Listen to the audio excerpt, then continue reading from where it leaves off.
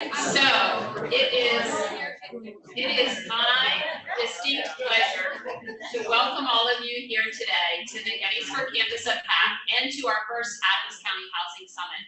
I have the distinct honor and pleasure of serving as the Gettysburg campus vice president.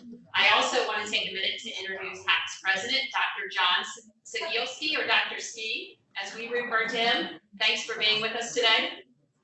It is absolutely terrific to see so many people in this room for two reasons. Selfishly, for Dr. Ski and I and all those who work on this campus, any opportunity that we have to invite our community to experience this institution is exciting for us.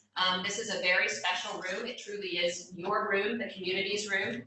This was a gift from the Robert C. Hoffman Trust, and since opening this room, we've hosted over 100 community groups and organizations. So while we say that this is your community college, this is certainly your community's room too. So thank you for being with us here today.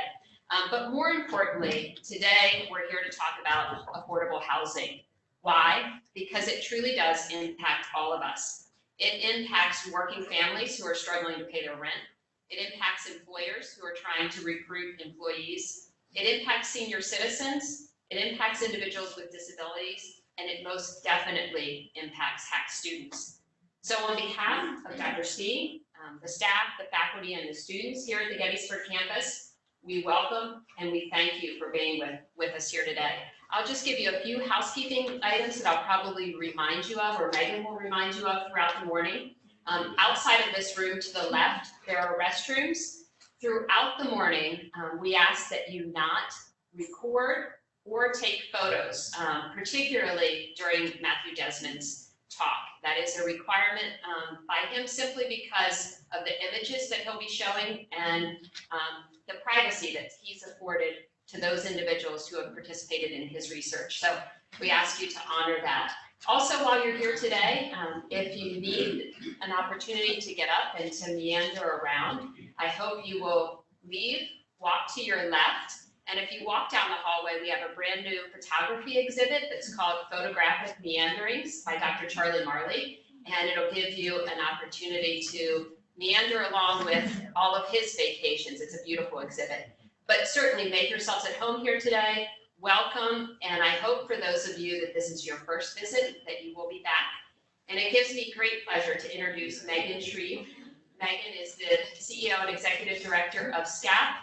Truly, it is her leadership, her organization's leadership that has brought us here today.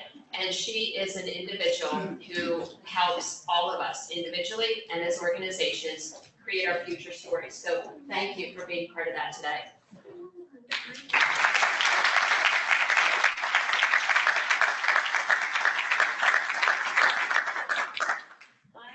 So excited to be here, and I am really excited to see all of you here. Thank you for taking time out of your day to be here. It's exciting to talk to so many friends too.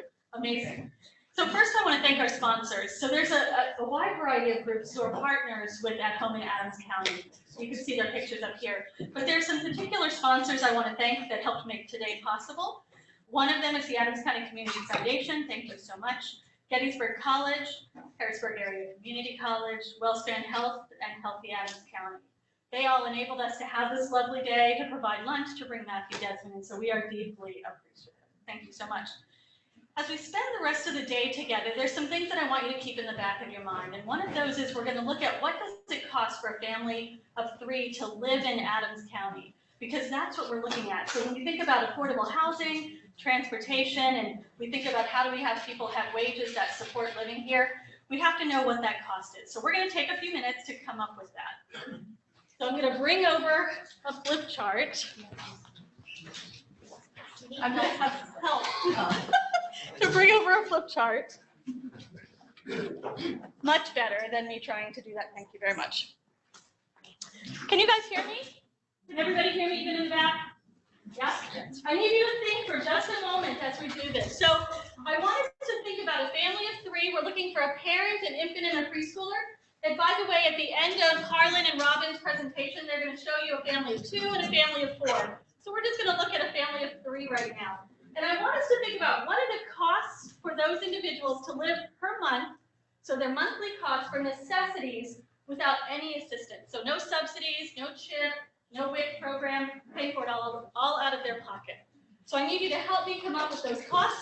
The first one we're going to do for our family of 3 is figure out what is housing plus utilities. Basic utilities, so heat, electric, water, sewer, trash, no cable, no cell phone. We're going to exclude those and consider them luxuries.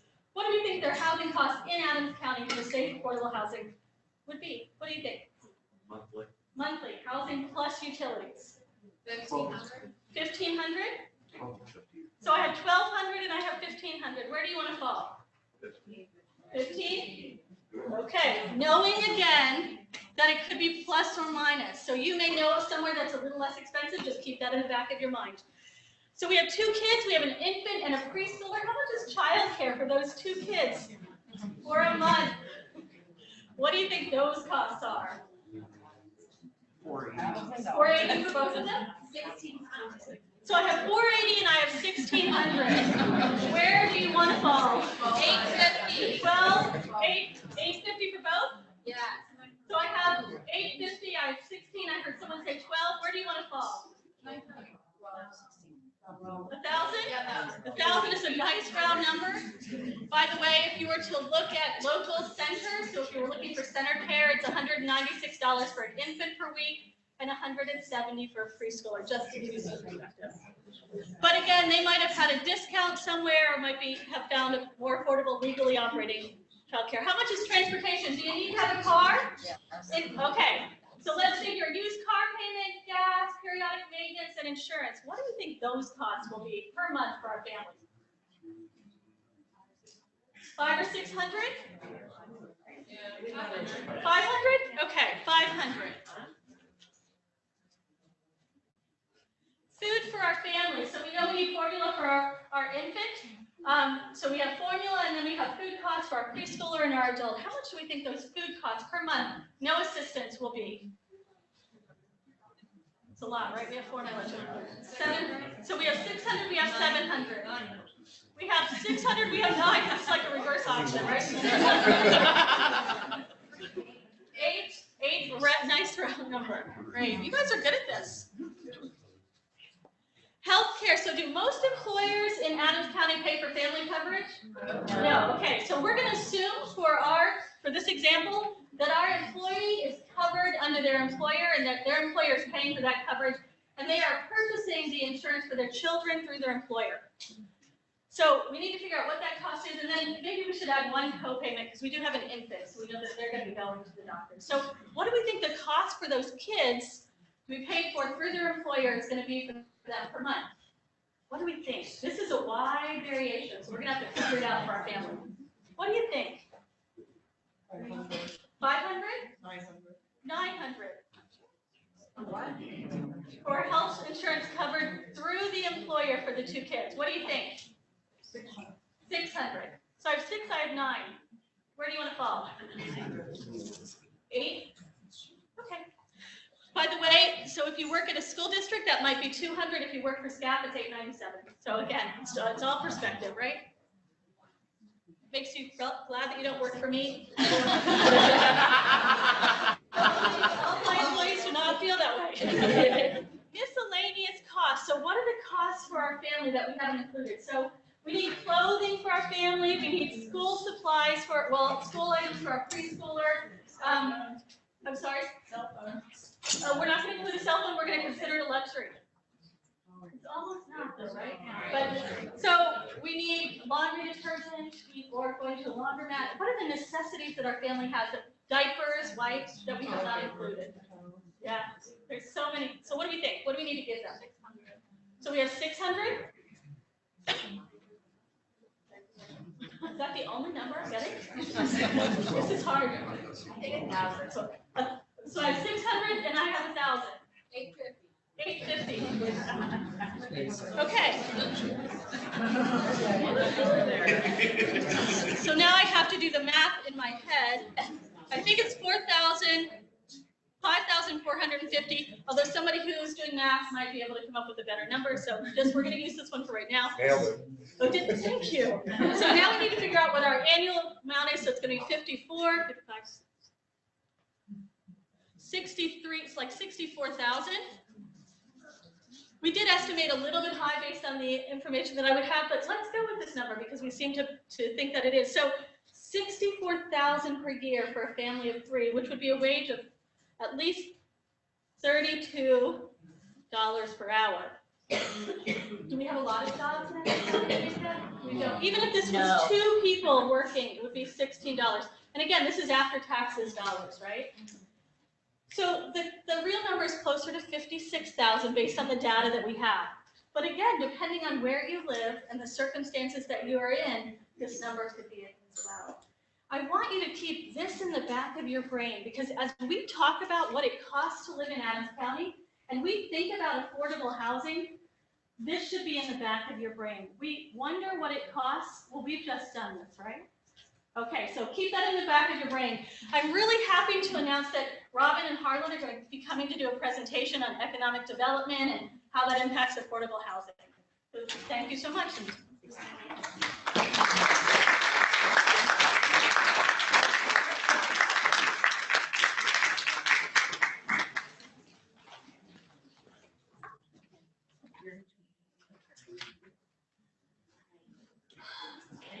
Hi, everybody. Very tough act to follow. Harlan and I are going to try to make data exciting. So my name is Robin Fitzpatrick, and I work for the Adams Economic Alliance. My colleague, Harlan Lawson, is with the County Office of Planning and Development. You might find it practical for Harlan and members of the county to be at a housing summit like this and wonder what an economic developer is doing here. Typically, we think of economic development as business attraction and expansion, the creation of jobs and access to capital. But by improving the general business climate, we improve our communities. There's a direct correlation between access to affordable housing and the economy. It's been shown to increase spending as well as employment. It's a source of revenue for local governments, and it decreases the likelihood of foreclosures.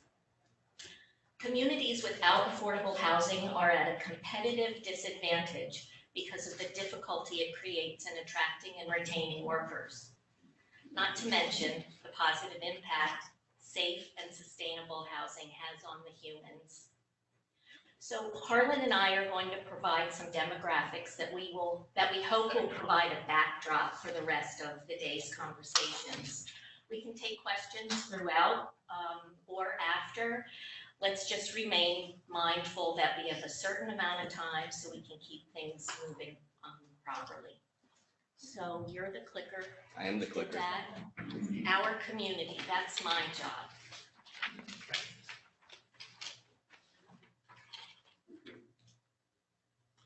Okay, go.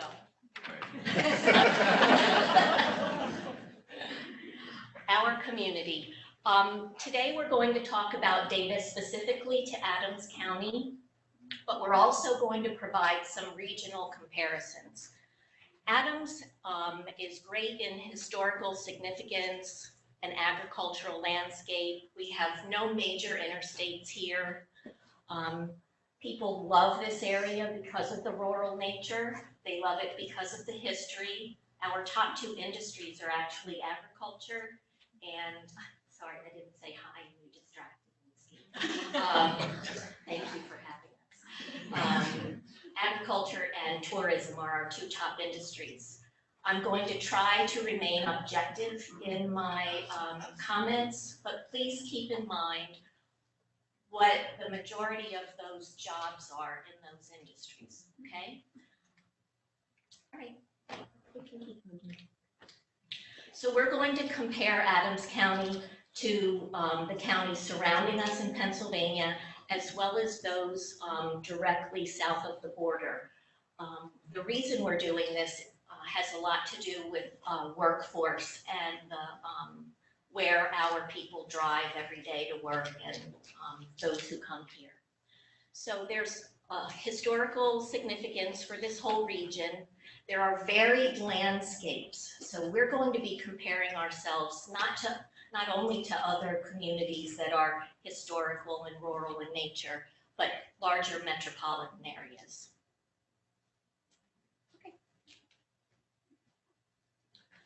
So, here, I need my cheat sheet here. So, you can look at the comparison of Adams County, York, Cumberland, Franklin, Frederick County, and Carroll County, Maryland. Except for Carroll County, Maryland, we have the lowest percentage of renters as compared to homeowners. Okay. Come on, man.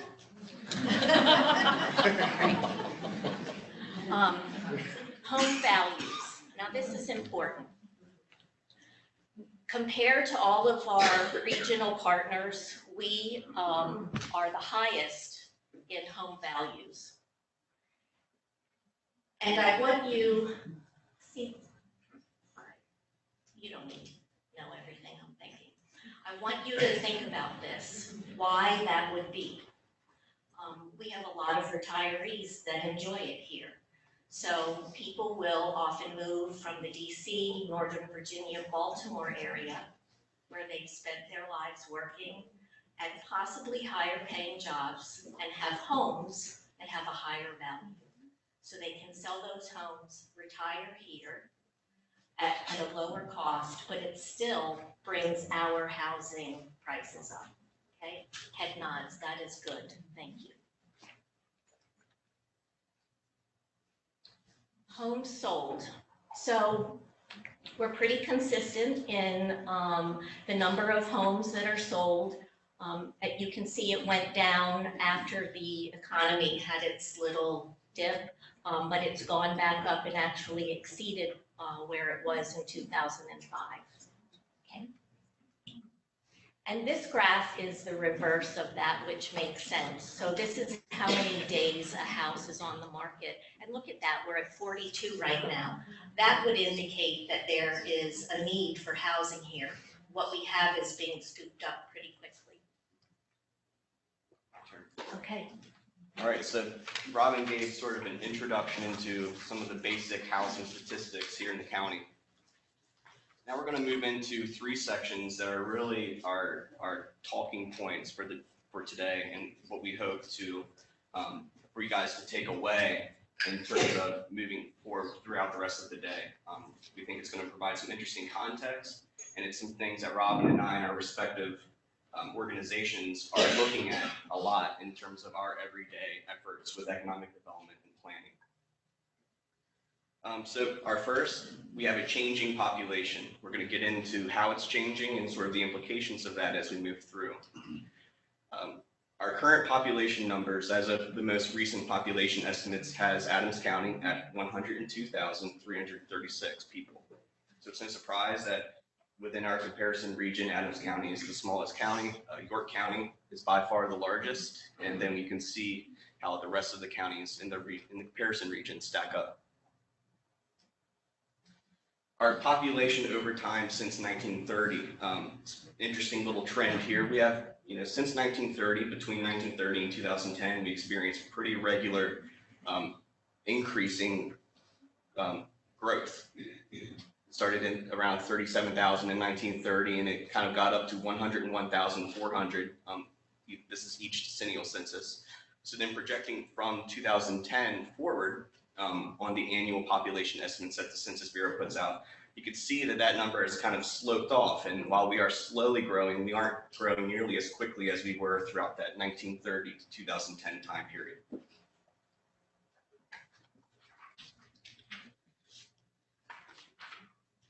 So then looking at the growth rates between 2010 and 2017, I think is the most recent date we have with the Census Bureau. So between that time period, Adams County had a growth rate of 0.9%. Stacked up against our neighbors, that was the second lowest, with Carroll County being the lowest growth rate between that time. Frederick County grew the highest, 7.4% for comparison, and then the rest are somewhere there in the middle. So our growth rate is, I think we were averaging around a 12% growth rate every 10 years. And in a 7-year period, it's only been 0.9% since 2010. So median age, our population has a median age of 43.3 years. You can see it's the oldest within the comparison region. It's not really a surprise when we get into some of the other data sets that we look through, but it's the oldest within the comparison region. Again, Frederick County is on the other end, Frederick County, Maryland, as being the youngest, and the rest are somewhere there in the middle.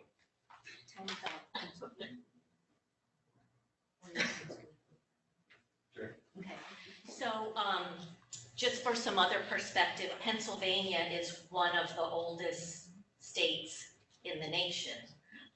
And so let's just pause here for a moment and hold on to that piece of information, because that brings all kinds of implications.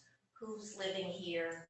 Who are the decision makers? Who's able to volunteer? Who are, I'm going, I don't mean anyone in particular in this room. Who is available to be elected officials? But so, you know, you think about younger folks, small children, working families, volunteering, that kind of thing. Harlan and I just spent a year and a half going to municipal meetings, 34 of them. And I will just say a lot of our elected officials are, don't have children in the house anymore, and this is their community volunteerism. So just think about some of the aspects or impacts that'll have on our decision making. And this slide kind of continues to carry that point. What this is looking at is the average net loss of population each year. What we can see since 2010, because I can only go back so many years, I'm looking at each year individually and where we're losing and gaining our populations and then averaging those totals. And so we can see that we have an average loss of population within the age groups of 5 to 54 and an average gain in population within the age groups of 55 and over. So another way of putting that is we are gaining population. Why are, we are slowly growing in population still in Adams County, but where we're gaining those people are within those older age groups. We are actually losing population in our younger age groups. We just happen to be gaining those older age groups a little bit more. So do you have, so looking at this, 20, is it, wait, we said we weren't going to talk about this. Here I am talking about it. We'd like you to consider why you think there's a little bump out here. I'm not sure if it's a lag in connecting the college students that come to the community. Maybe you could think about why you think there's a unique bump there. And then think about why do you think people in these age groups are leaving? Jobs?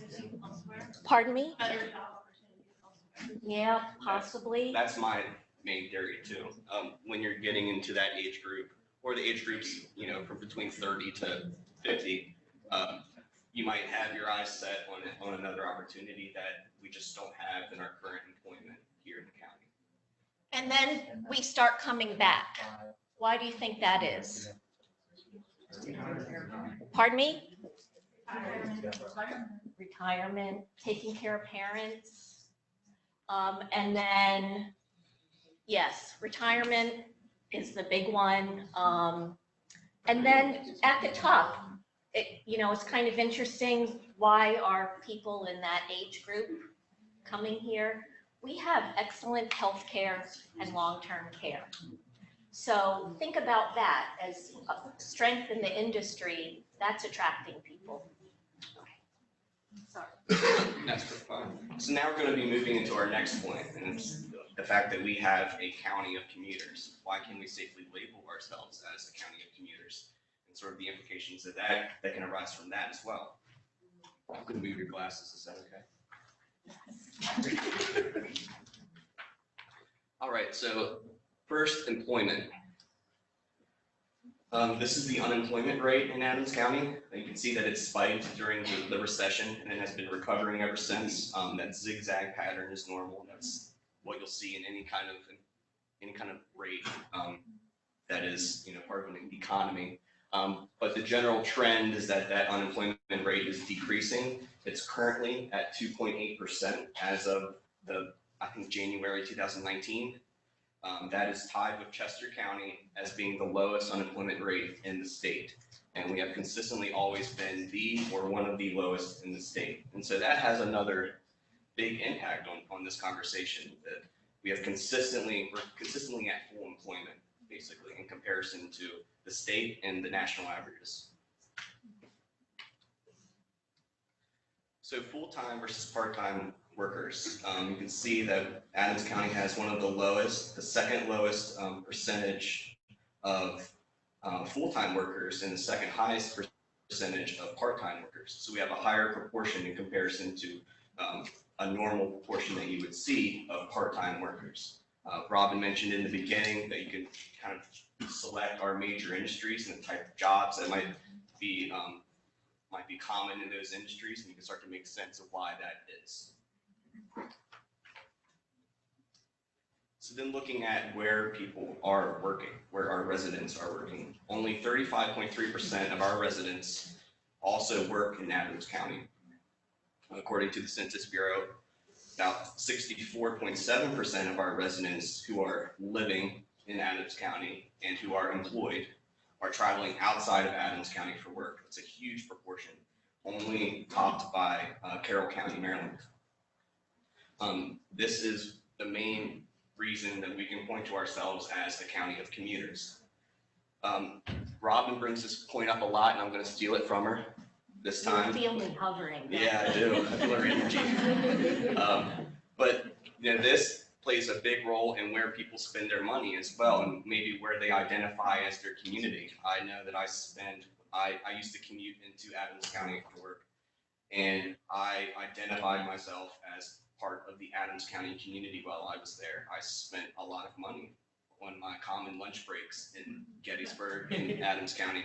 And so this plays a big role in terms of people's, it has social ramifications too, on where people are traveling to for work, where they are sticking their kids in daycare, if it's a convenient drive from their place of employment, things like that.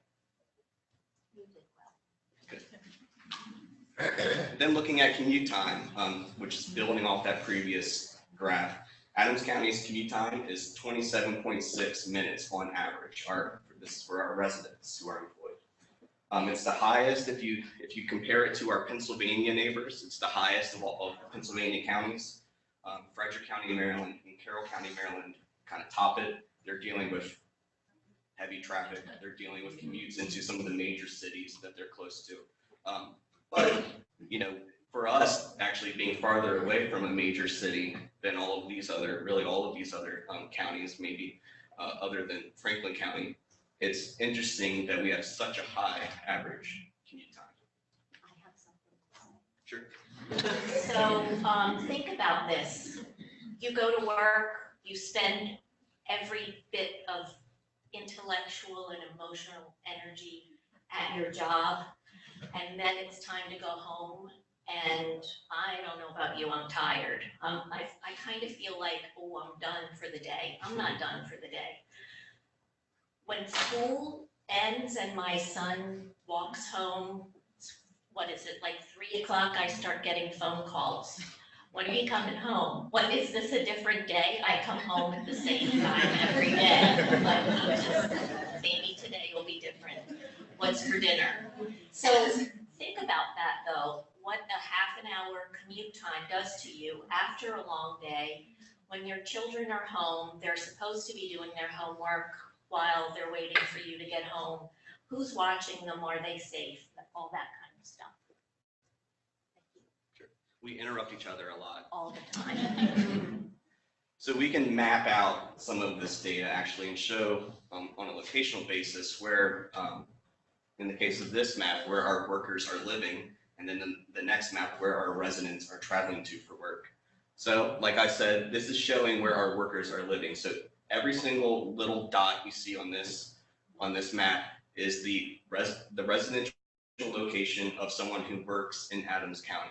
So we can see that a huge share of the concentrations within this map are located in Adams County. Well, that's telling us that the majority of people that work here also do live here. One thing that you can kind of visualize with this is that the amount of people that that live here and are employed is way higher than the amount of total jobs we have here, right? So, but it's interesting when comparing this map to the next map, it's way more central to Adams County. We're attracting workers from not as far as where we are exporting our residents to work, right? Looking at some of the concentrations outside of Adams County, you see Chambersburg pops up there, the Eastern York County, Hanover, York City area. Couple little spots in each of the boroughs and cities that are in Maryland and Pennsylvania kind of pop up. But it's mainly Adams County, Eastern York County, and Chambersburg. Typically in this presentation, we've talked about industry clusters, and the presentation is far too long for this time allotment, and well, it put the Rotary Club of Gettysburg to sleep. So we took that whole part of it out, but let's just think about where the top and the industry clusters that employ the most people. Manufacturing, healthcare, social services, education is a big one. In some of our municipal meetings, we did this and we compared the county with that municipality, and you could always see a concentration of dots around the school districts. I had a point to why I wanted to tell you about clusters, and I've totally lost it, so thank you. I think that was beneficial nonetheless, right? Thank you. Thanks for that saying. If it comes back to me, I'll bring it up. So then the next map, which is showing the opposite of that, basically where our residents are working. This I think is a little bit more interesting than the last one. You can see that our residents are traveling pretty far for work in a lot of locations, and that bridges well with our previous graph that we have a high proportion of people that are leaving the county, and we have a high proportion, or we have a high average commute time. You can see that in terms of looking where our residents are employed in Adams County, it makes sense. It's around Gettysburg, it's around New Oxford, it's around Conewago Township area of Hanover, the boroughs that are located in Adams County, the employment centers. It's where we see the concentrations. Obviously, there's spots in, dispersed throughout Hanover, York, the Harrisburg area, and Carlisle, Chambersburg. But then we have big concentrations in Hagerstown, which we didn't include Washington County. But we included Frederick County. You can see Frederick, included Carroll County, you can see Westminster. You can even see down in stretches along some of the major interstates in Baltimore. And if I didn't want to zoom out too far for this map, but if we were showing DC, DC's concentrations look very similar to Baltimore. So that's a pretty healthy concentration of people, our Adams County residents who are working in those locations. This is yours. That's me. Okay. Bless you. I think we're pretty good on time. Yeah. 22. Okay, so let's talk about wages.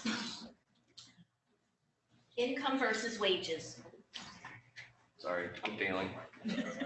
Got my job. He's the page turner, the clicker, everything. I just stand up here and talk and interrupt. So, median household income.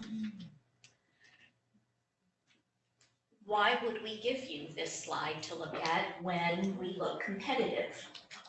So if you look at the counties in Pennsylvania, you'll see that we are very competitive with median household income.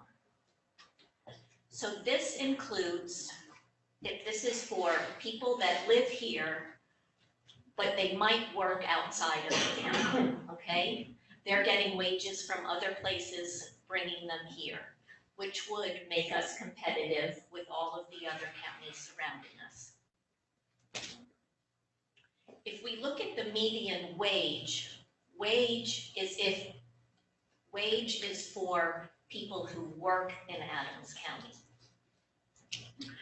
So you'll see that we are the lowest when compared to the other counties in our region. Our median wage is $31,000 a year. I will give you a, bless you, I will give you a hint that this number is going to come back, so remember that, okay? Yeah. The last graph for the household income, 51,000 per year, is that for everybody in the household or individual for the person? So there's a household where there's 2 income generators, it's gonna be that, their total amount will be factored into that, right? So that's why there's such a big difference between the wage rate, you know, what the average person is making in wages, and the household income, it's almost double, or maybe double. That one is for people that live in Adams who work outside of that? Well, no, it's for people who live in Adams no matter where they're employed. So this is, the Census Bureau doesn't explain this when you go on their website and look at this data. You have to like look through the documentation to figure out what they're actually capturing. But median household income, it's looking at Adams County households, right? We know 64.7% of our people that are employed in Adams County are traveling elsewhere. So we can assume that of the 100% of people that they're considering, 64% of them are leaving the county for work. But the other 35% or whatever it is are staying in Adams County for work. But it's just looking at Adams County residents. Now, this is not that same comparison. It's this, the weight, when it's considering wages, it's looking at Adams County jobs. So the fact that they aren't the same playing field actually helps us to kind of compare and look at some of the implications for this, which we'll kind of get into. Do you have a question, ma'am? Yeah, the other graph, does that include all of your retirees that like worked in DC and made a really nice income? This will include, around here? yes, this will include retirement income.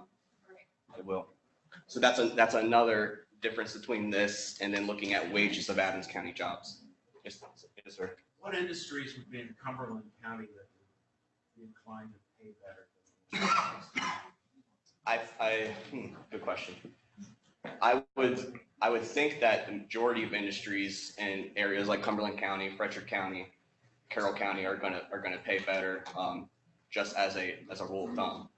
But in terms of specific industries, Amazon. Amazon, I haven't looked into the cluster data to figure out what are the major industries, and I've done it for a couple, but I haven't done it for Cumberland. Because we can actually look at like the clusters that have high shares of employment, so what types of industries are really popular in certain areas, and then we can look to see the income levels of those clusters. I haven't done that for Cumberland County, so. Any more questions, comments about that? Okay, let's go back to the wage, Yes. if you don't mind. So again, the wage, this chart shows just the people that work in Adams County. It also includes the part-timers that we talked about earlier. Remember, we have a higher proportion of people working at part-time jobs as well. Okay. Good. But there's another important point to make when we're looking at this, and that's the fact that we know we have a high share of people that are leaving Adams County for work. We know that the average wages in the places, the locations in which they're going to are higher than the wages that we have here. This helps to explain why, we have a large commute time. We also have a pretty big discrepancy, a pretty big difference in the wages that we offer, the wages that are offered in other locations, and it helps to explain the reasons for why those people are traveling to those locations. That also has huge effects on the people that are here that might not have the ability of mobility to travel those distances. They rely on Adams County jobs, and on average, Adams County jobs aren't paying the wages of our neighbors. And we're certainly not talking trash about our employers. We're just reporting what the statistics show. Perhaps the market bears those wages here. I can tell you in 10 short years, working with manufacturers, starting salaries were $12 an hour, and that was a good starting salary.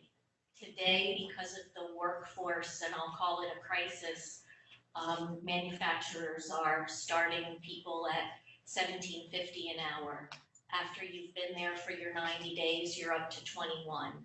So it shows, the competition people are having, they needed to feel that pain before, the wages went up. So, okay, so these are the takeaways.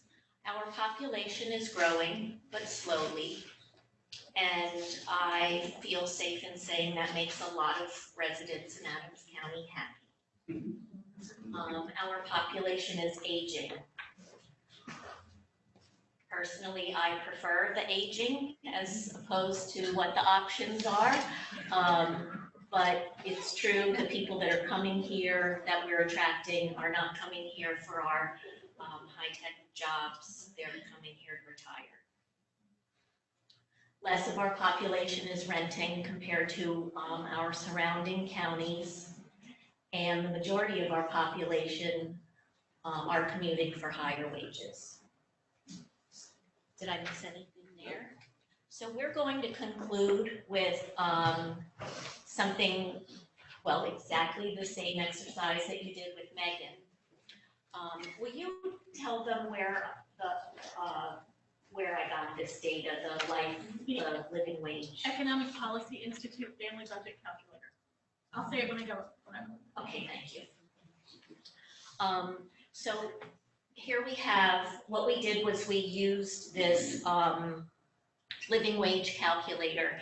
And first of all, I want to give Harlan all the credit for putting this PowerPoint together, gathering all the data, helping to interpret it, and doing this.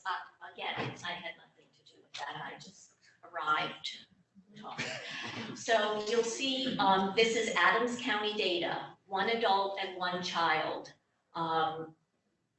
what it would cost for them to have a living wage, $48,000. So basically, they would have to be earning that in order to be earning an affordable living, right? All of these costs, you don't have to pay that full amount, but in order to meet the definition of an affordable living, you would, you would need to be making that total amount at the bottom. I think that's a good way to explain it. That's about $23 an hour. There are not a whole lot of jobs in Adams County that pay that. Do you want to do the next one? Sure. What The question? medical, why is the 244 higher, lower than the 1 adult and 1 child? Well, let me make sure I didn't make a mistake there. Yeah, that's what it has on here. It's a good question. Pardon? Employers probably paying for both the adults, you're still probably paying 2 children versus 1 versus 1 child and the other, which is still a family plan regardless of how many children you have in the household. Yeah, I can't answer that. We use that calculator and this is the data that they gave us. So is it medical expenses or insurance costs? Yes, predominantly it's the insurance costs. Okay, so I would say probably what Melissa said is correct, that it's a family. So then you did 1 child.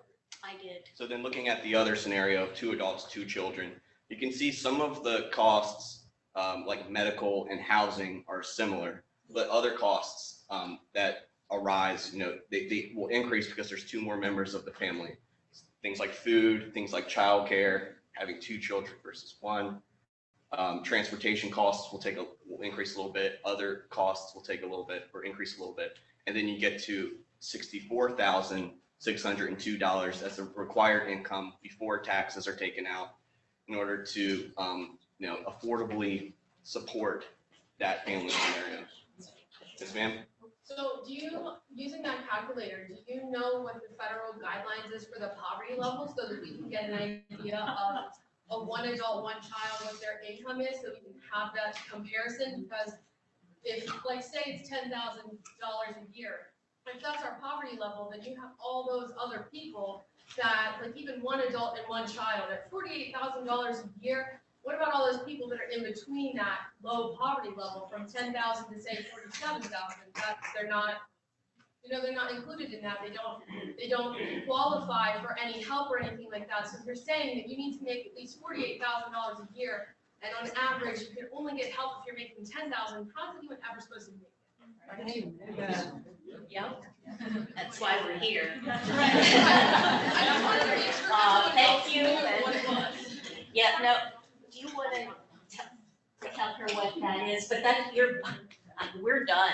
There's a mic. That's exactly right. So if you look for a family of 4, the poverty level is 25,750. For a family of 2, it's 16,910. And that's exactly the problem. SCAP serves 32,000 people in Adams and Franklin County.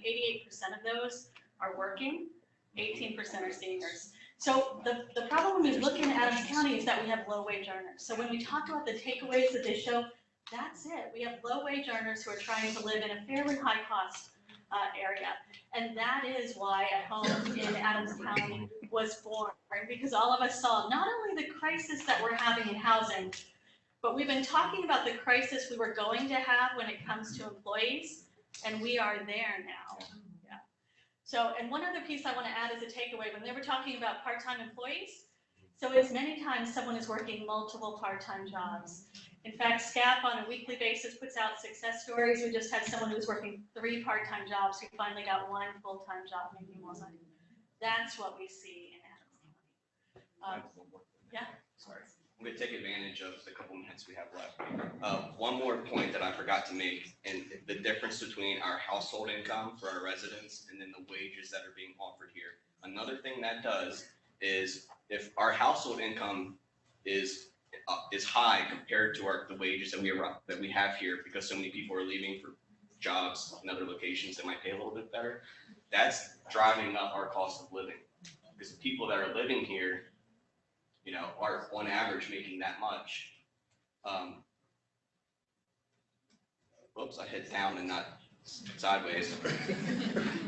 Sorry. No, thank you. When the people that are living here and working here are going to be averaging this much. And so the cost of living then increases according to this number. It might be this number behind. So that's another important thing to keep in mind. I think Thank that's you our- all I so think much. that's it. Yeah. Thank you.